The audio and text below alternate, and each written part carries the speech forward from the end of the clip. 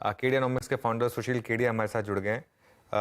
सुशील, good morning. Good पहले morning. Market की बात कर लेते हैं। क्या व्यू है इस समय मार्केट में? अब हम 19,000 के भी काफी ऊपर, 19,300 इस समय निफ्टी पर। ये हम्म तो वन वे ट्रेन लग रही है। देखिए अनुज, एक बात है कि इंडेक्स और मार्केट मैं दोनों को बार बार अलग अलग देख रहा हूँ। वन वे ट्रेन तो जरूर है।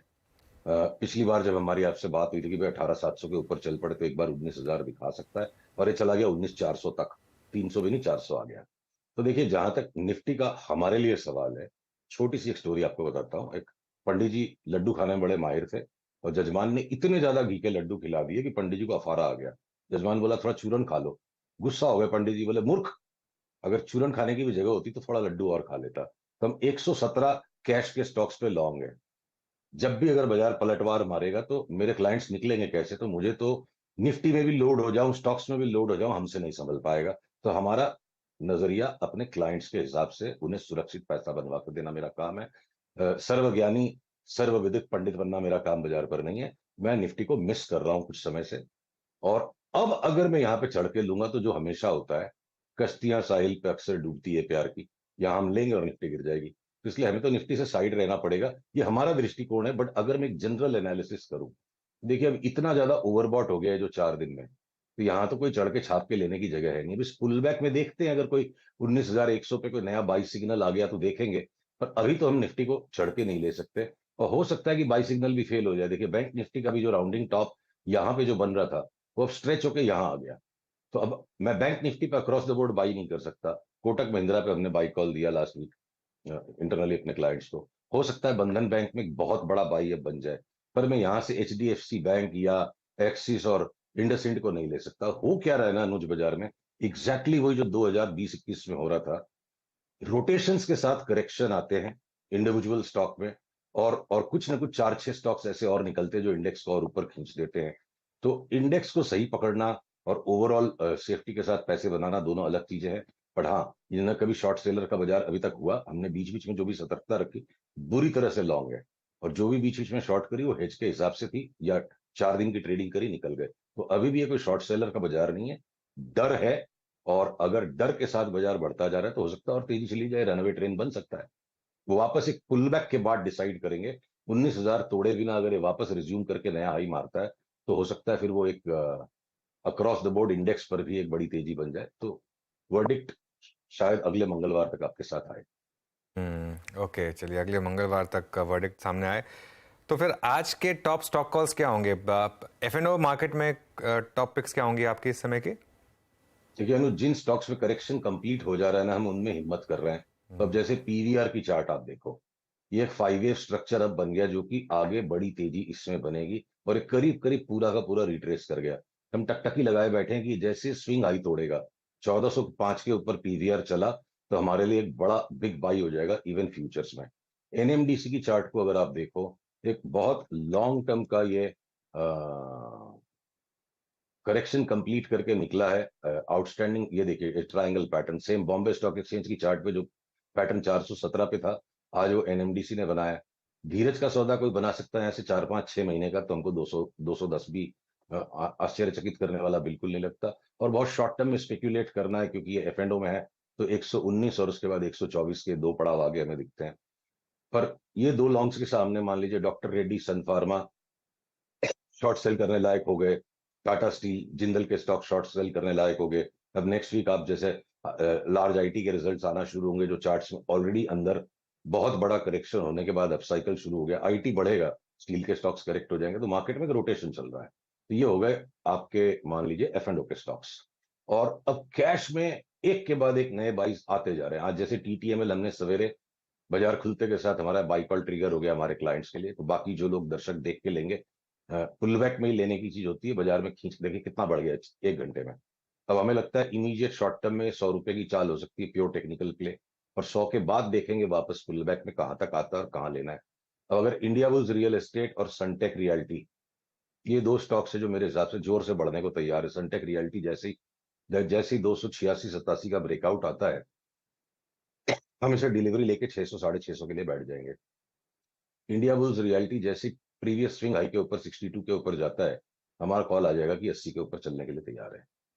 तो बाजार में अभी भी कैश के स्टॉक्स में बहुत ज्यादा पैसा है, और वो पंडित जी के पास चूरन भी खाने की जगह नहीं है, इतने हम लोडेड हैं। तो निफ्टी मिस भी हो गई तो कोई दुख नहीं है। एक बार जरा एसबीआई स्क्रीन पे लेके आइए। एसबीआई आपकी स्क्रीन पर करीब करीब 592 पे डे हाई की ट्रिजेक्टरी पे ट्रेड करता हुआ, और बीओबी जिसका हम कल भी डिस्कशन कर रहे थे, बैंक ऑफ बड़ौदा, ये भी डे हाई की ट्रिजेक्टरी में आके ट्रेड कर रहा है। सुशील जी, कल जो निफ्टी पीएसयू बैंक इंडेक्स ने किया, बीओबी अपने ऑल टाइम हाई पर, और जो कल निफ्टी पीएसयू बैंक इंडेक्स ने किया, आपका व्यू उस पर क्या है? पीएसयू बैंक्स को आप कैसे अप्रोच कर रहे हैं इस वक्त?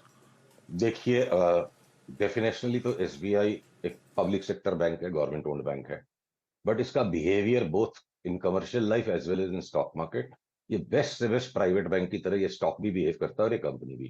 तो मेरे अनुसार तो एसबीआई का जो टॉप यहाँ लगा 627 वाला, इसके क्रॉस होने की संभावना नहीं है इतने बड़े फॉल के बाद। अब ये एक रैली जो चल रही है यहाँ से 500 से, उसका एक अंतिम चरण है, हो सकता है 2-3 दिन 4 दिन या और बढ़ जाए।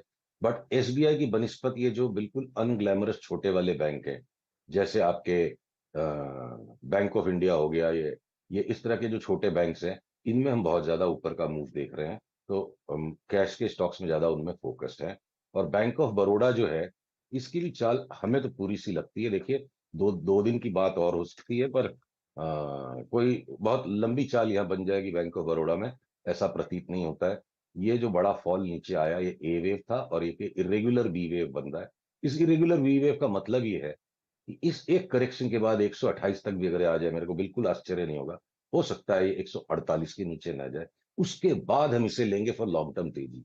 अभी ये जो नया हाई बन रहा है, ये चेतावनी है कि अगले फॉल में से जो नहीं लेगा, वो 300 तक की चाल को मिस कर जाएगा। पर अभी के अभी 300 की चाल शुरू हो गई, ऐसा मुझे चार्ट्स देख करके नहीं लगता है।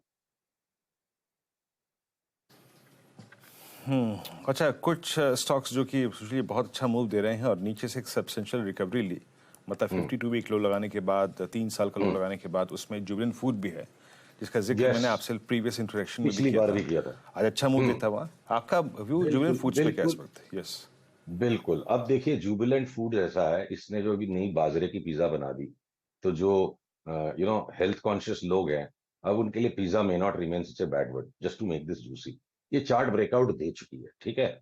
लॉन्ग टर्म का अब इसका अप ट्रेंड कंफर्म हो चुका है, बट शॉर्ट टर्म में चूंकि ऑलरेडी 416 से 510-11 तक आ चुका है, तो हम इसको पुल बैक में ही लेंगे और कहीं राइट बाई सिग्नल मिलने पर लेंगे। हो सकता है पुल बैक इसके अंदर में मौके पे 8-10% का भी आ जाए।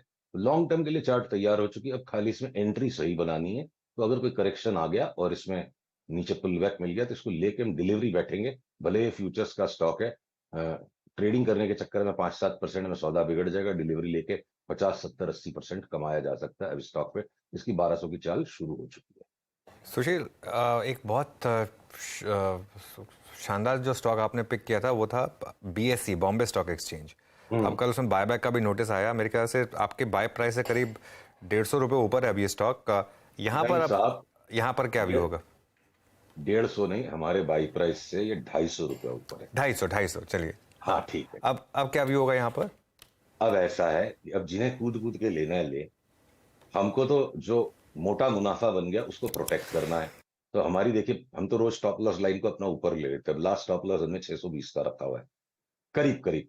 देखते हैं, अगर जब तक वो नहीं टूटेगा तो 700 750 के आसपास अगर कोई टेक प्रॉफिट सिग्नल आएगा तो 25-30%, 40% माल का टेक प्रॉफिट करेंगे। क्योंकि हमारा व्यू अभी भी इसमें बिल्कुल मेंटेन्ड है कि जो धीरज रखेगा वो 666 क्यों, वो 1266 में इसको बेचेगा। तो हम थोड़ी पार्शियल प्रॉफिट टेकिंग देख सकते हैं। बाईबैक का प्राइस अनाउंस होने दीजिए। मेरा अनुमान है 700 750 का बाईबैक प्राइस अगर होगा तो स्टॉक उस जोन में आके स्टेबल हो जाएगा। हो सकता है टेक प्रॉफिट हम न भी करें। ओके, चलिए, तो ये बहुत इंटरेस्टिंग कॉल्स यहाँ पर। आईटी में कुछ व्यू आपका, आईटी स्टॉक्स पर सुशील? टेक देखिए, जितने भी छोटे वाले आईटी स्टॉक्स थे उन्होंने अच्छी बैटिंग की पिछले 6 महीने, और लार्ज कैप आईटीज की कुटाई हो गई। अब लार्ज कैप आईटीज बिल्कुल भी घटने को तैयार नहीं है, और जो स्मॉलर वाली आईटीज थी, मान लीजिए उसमें कुछ छोटा करेक्शन आ जाएगा, तो हमारा जो लगातार बिरला सॉफ्ट पे कॉल मेंटेन था बायोकॉन की तरह की, इसको हम डबल ट्रिपल होने पे ही बेचेंगे। तो उसमें 10% का करेक्शन आ गया तो कोई बड़ी बात नहीं है। पर ये जो L T I M, L T S और आपके ये जो H C L tech, tech Mahindra, इनमें थोड़ा करेक्शन आ सकता है, उतनी जगह है। पर फोकस है इन्फोसिस, टीसीएस, विप्रो को लेना है, और हो सकता है विप्रो तो अचंभित कर दे। तो आईटी एक सेफ जगह है मार्केट में, और आईटी के स्टॉक्स को मैं बेचूंगा ही नहीं। लेने का मौका मिलेगा तो लेंगे, चाहे निफ्टी जहां पे भी हो। आईटी का आपके मुताबिक सिर्फ डेस्टिनेशन है। तो जी बहुत बहुत शुक्रिया, आप इस कार्यक्रम में शामिल हुए, सभी स्टॉक्स पर, इंडस्ट्रीज पर अपनी राय रखी। बहुत बहुत शुक्रिया। अगले मंगलवार फिर आपसे मुलाकात होगी, बात होगी।